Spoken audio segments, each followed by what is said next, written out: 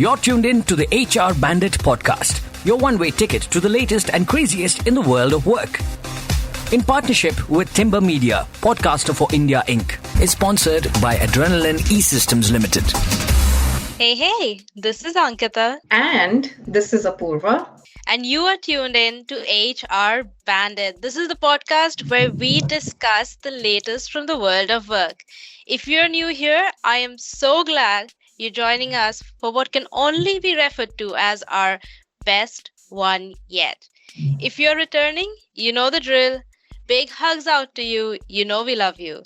In today's Year Wrap episode, like we do every year, we're going to cover the top 3 trends and events from 2023.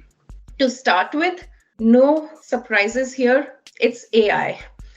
Ever since OpenAI launched ChatGPT last November, AI really dominated the conversation, with almost every organization worth its salt trying to announce their own release. Our second big trend from the year was undoubtedly the series of layoffs that happened through the year that have really dropped attrition in big tech to an all-time low. With Spotify and even Etsy announcing their latest cuts, it doesn't look like we've seen the end of it just yet. And for our last and final topic, we're going to discuss the word of the year. I was going to tell you the word right now, but I think we'll just stay tuned till the time we reach topic 3. But before we jump into the last set of topics for the year, Apoorva, a lot has happened in 2023. I know I've been saying this for many years now, and I really hope 2024 is much quieter. But for a quick recap, the Ukraine-Russia war continued in 2023. Unrest broke out in many other parts of the world, the most notable being the Israel-Hamas conflict. Finland joined as the 31st member of the NATO. Earthquakes struck Turkey, Syria, and Morocco. Charlie Munger, one of my favorite businessmen and philosopher, passed away at the age of 99. Interest rates soared like a kite. And many organizations flipped their stance on working from home or hybrid work, whatever you call it. However, not all was doom and gloom. We do have a few things on the bright side. The world of crypto finally saw Bitcoin rising, which I'm very happy about. But it also came with its own fair share of drama. We had many shakeups. Many union workers emerged victorious from negotiations, and most notably was the SAG-AFTRA, UPS, and auto workers. Apoorva, I know your favorite topic. You were very happy Claudia Golden won the Nobel Prize for Economics for having advanced our understanding. Yes, I'm very amused by that. And also bleached eyebrows, like that became a thing. And Taylor Swift got Person of the Year. She was the first entertainer ever to be named by Time magazine as Person of the Year. A lot's happened. Apoorva, how are you celebrating having survived the year? I think before we get to my celebration plans, I would like to take a moment of silence for having missed the bus on crypto yet again. Talking about my plans, I don't know, Ankita, like if it's age catching up or if it's a premonition of what's to come in 2024, but I don't feel like doing much to celebrate. I just have my plans involve just relaxing and curling up with a book in a corner and just taking my time to not do anything. How about you?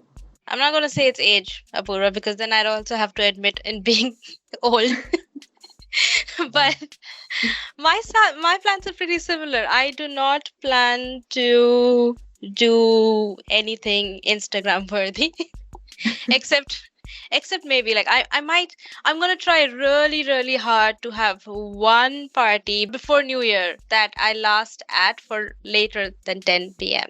Because I'm infamous for just being like, okay, it's 10 p.m. It's time for me to go home and head to bed. But that's our Christmas celebrations and our New Year holiday and so on. I'm going to jump straight into the reason why we're here on the podcast today. Let's jump into our first topic. Yeah, let's do that. So I know, Ankita, that you think enough and more has been said about AI in 2023, but I think we'd be remiss not to discuss it in this episode. With ChatGPT really taking the world by storm, starting with the premium GPT in early 2023, to the latest GPT-4 Turbo, everyone else appeared to scramble, with Google launching Bard, Microsoft releasing a GPT-enabled Bing, and even Elon Musk joining the fray with Grok for premium users of X. Interestingly and not surprisingly, ChatGPT was also the most visited Wikipedia page in 2023 with over 49 million page views. However, AI also had its own share of drama in the year, with OpenAI dismissing their CEO Sam Altman only to reinstate him later, and the latest one being Google, which stunned everyone with the video of their multimodal AI Gemini, only with additional details that came to light later that appeared to show that the video overestimated what Gemini can actually do. With all of this happening and more in this space, I'm not complaining, at least not yet. But all of these trends aside, a key takeaway for me from the advancements on AI has been that companies have been talking a lot about AI and trying to bet their best to get ahead in the race. However, I don't know if they're doing enough to equip their existing employees to make the best use of LLMs and AI in their work. And I'm not just talking about core tech roles here. Like, I'm also talking about functions like HR or finance, who I think can gain a lot if they harness AI in the right way. I mean, imagine a program manager who builds a project plan from scratch versus someone who knows the right prompts and can build a really customizable plan in a matter of seconds, if not minutes. BCG conducted this research, which showed that over 85% of employees believe they will need training to address how AI will change their jobs, but only 15% have received any. And mind you, this survey that they did actually covered 13,000 workers across 18 countries. So it's definitely a trend worth noting. And I think every organization needs a learning and development strategy and plan on LLMs. It's easier said than done, but it's definitely something which will put those who really know the technology far ahead of those who don't. What stood out for you, Ankita? And did you have any takeaways? Well, a lot stood out from what you said, but I'm going to go in the order of the standing out. Firstly, I do think it would be amiss to not talk about GenAI, AI as one of the biggest trends of 2023. I think every year we have a big catchphrase. In 2022, it was the metaverse. Everyone was talking about it. In 2021, it was crypto. Everyone was talking about it. And then look at us in 2023. Almost no one's talking about metaverse and no one's talking about crypto the same way we were in 2021. However, I do think GenAI is different than the other two. In our predictions board at the start of the year, I'm so glad I made a few right predictions. I said metaverse would not be a thing in 2023, and it wasn't. However, I do think GenAI is going to dominate the conversation for a few different reasons. Firstly, you're right. I think us in HR love to talk about how's HR going to use crypto, how is HR going to use the metaverse, and you're absolutely right. The place where we should start is not by saying how do we integrate Gen AI into all our systems and working models.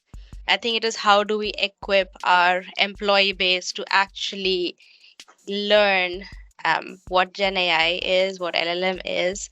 And I think people have differing opinions on when AGI or artificial general intelligence will be a thing. So with Q Star from OpenAI and also some part of ChatGPT-4, as well as Gemini, there is a talk that AGI is not that far away. They've seen certain sparks of it in these systems. We may not be actually 50 years from having a system. And for our listeners who haven't heard about AGI before, it's basically systems that can learn to accomplish any intellectual task that human beings can perform and perform it better, is referred to as AGI. Or you can, an alternate definition from Stanford's Institute of Human-Centered Intelligence defines AGI as broadly intelligent, context-aware machines. that are needed for effective social chatbots or human robot interaction. So there's no way we can end the year without talking about AI, Gen AI, LLMs, machine learning, call it what you want.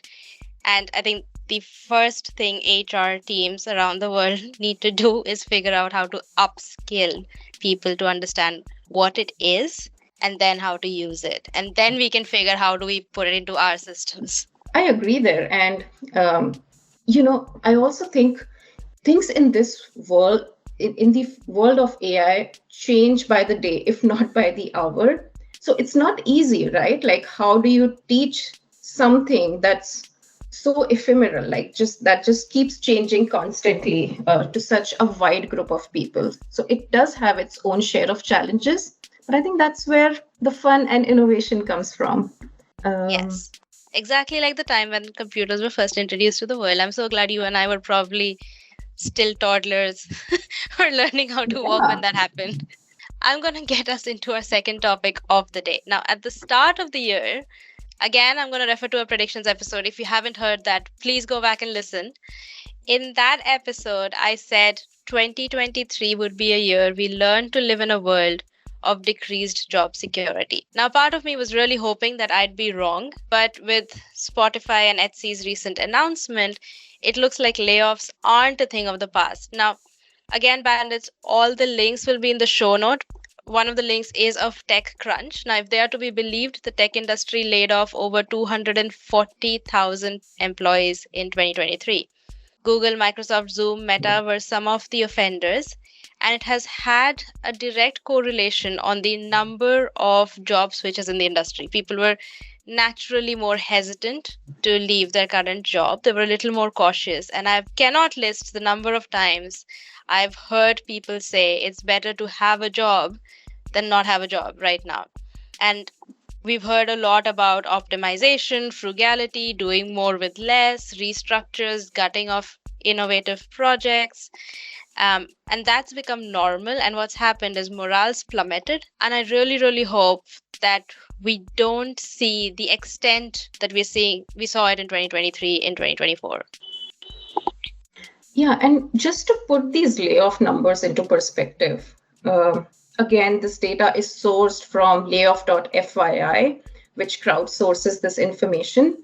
That looking at their numbers, the 2023 layoffs in tech were up by 50% over 2022. However, if we compare the graph from early in the year, which is Jan to March, to now, October to December, there's been a decline.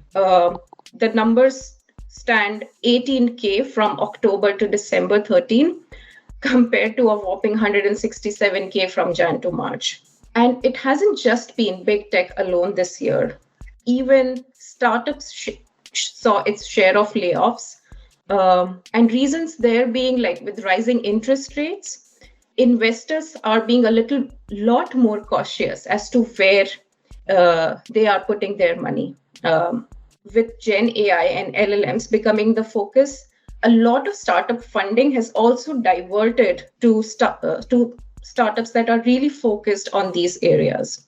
However, with all of this, a thing that concerned me with layoffs and their impact is related to the efforts on diversity, equity, and inclusion in the tech industry.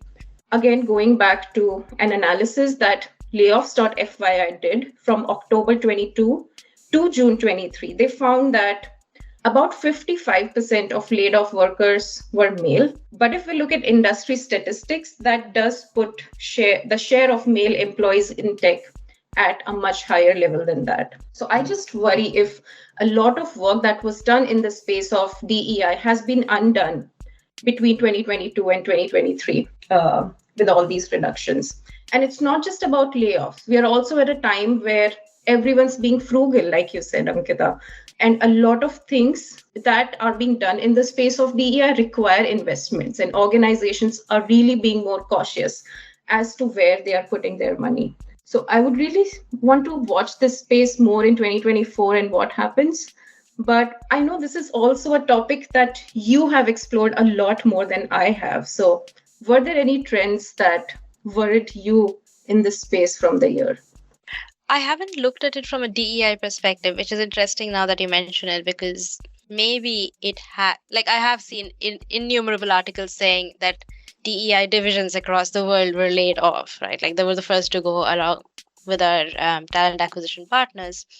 But what I did notice is that in a lot of organizations, and again, I'm going to talk from a big tech perspective, a lot of innovations were scrapped in favor of this whole Gen AI race, right? So I do wonder, like, Meta canceled parts of its metaverse investment, the part that interests me is over the long term, is all our innovation energy being put into one single bucket, and have we at the name of frugality, efficiency, and so on, neglected other parts? And I think over the next few years, we'll understand if every single innovation is in the space of AI, then we probably have turned a blind eye to some other things. Okay, with that, let's go into our third and last topic, and I'm going to finally tell you what the word of the year is. Now, on 27th November, Merriam-Webster's announced their official word of the year. The word authentic landed up being the most searched for word in 2023. And God knows we need more authenticity in the world. I have a feeling like even the bottom line theme of our conversation today is AI, because it's weaving through every single topic. And as much as I want to avoid it, I haven't been able to. Now, Merriam-Webster hasn't told us exactly how many times it was searched for. I was curious. I looked for it. That number seems missing, but I'm going to trust them to say that it's the most searched for word. Now, there's an assumption that with deep fakes, AI, computer generated versions of Tom Hanks, and a lot of searches on how is Taylor Swift so authentic, people are really thinking more deeply about what the word means, or they're really questioning whether anything is authentic anymore. Apoorva, I know you have something to say in this space to share with us. Yeah, I mean, my extreme view on this is if there were a feature in each blog or LinkedIn post that had a way to say generated by AI, I would prefer to just skip that. And again, I say that's my extreme view. But I do realize that it's very difficult to define authenticity as a concept universally. Is a photograph made from film more authentic than the one made from digital camera? Is a painting more authentic than a photograph itself? And with AI coming into the fray, I think it has just further complicated the definition. I was, however, pretty intrigued by the Beatles track that was released in November, Now and Then, which was compilation of music originally written and performed by John Lennon with some additional recording by the band members in 1990s. An ML algorithm, a machine learning algorithm, was employed to separate Lennon's vocals from his piano accompaniment, and which allowed a final version to be released. While it had few people in tears, not everyone was convinced that it was authentic. So personally, I'm all up for using AI to make lives easier, but I'm a skeptic and worry about authenticity when it comes to using it for creative things like writing fiction or music or even art, for example. Things that I associate with being inherently human. Yeah, I know you talked a lot about authenticity in the creative space. For me, one of the things that was most interesting is in just how quickly the language of organizations change. Mm-hmm. So in 2020, 21, 22, we were all talking about, before the pandemic, we were already talking about bringing our most authentic self into work. Then we were talking about being compassionate, putting employee safety first, and every organization parroting the same thing. And then this year, there was no mention of anything. We were suddenly not as compassionate. Employee safety was suddenly not as important as returning to an office. Bringing our authentic self vanished when we managed to fire all our DEI team members around the world. And it's been really interesting to say, I'm like, are we as organizations moving away from the exact things we touted about? And should HR people actually be searching for what it means to be an authentic organization again? Yeah, I think there's just been so much focus on being efficient, being frugal, where things that probably don't tie as well to ROI in companies, they've not mattered as much as they did in the past. And creating a safe space for people to come to bring their real selves to work, I think, unfortunately, falls in categories where it's very difficult to measure ROI. Oh yeah, when everyone's being fired, you'll be pretty scared to voice your real opinions, even though I'm glad people around the world still are. But with that, Apoorva, are you going to bring us to a close? Before we go to the close, I want to break the suspense on what you discussed in the previous episode. So where are you on your goal of completing a 10K, Ankita? I'm going to go hide under the table. Well, I've hit the 0 part of the 10K. I just need to get the 1 ahead of the 0 in place. Yeah, no luck, but there's time. We still have a few days before we end the year. Exactly. So, the year's not over yet. Yeah. Yes, who knows? Who knows? So the suspense continues. Okay. So I know that not everyone celebrates Christmas, but Santa is a thing, isn't it? Yes, So- he's very real. Exactly. So what's the one thing you want Santa to deliver this year? I And- want him. Please don't say world peace. Okay. No, I'm That sure should be everyone's it. wishing for that already. Yeah, no. I really want Santa to give me my Apple ID password so that I can get into my phone again. Oh no. Yeah, I think I'm gonna just copy that wish and make it my own for Santa to help you. Seriously, are you sure you don't want anything from Santa? I fall in the world peace category. As long as I have it, I don't worry. Cheating. about the That's rest. cheating. I That mean, is I cheating. care about money, but I know Santa's not. I don't know. Santa's been able to help me with that. Yeah.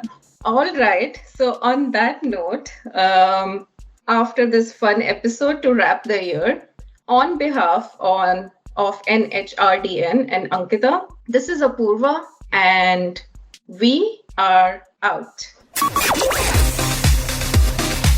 You're tuned in to the HR Bandit podcast, your one-way ticket to the latest and craziest in the world of work. In partnership with Timber Media, podcaster for India Inc., is sponsored by Adrenaline E-Systems Limited.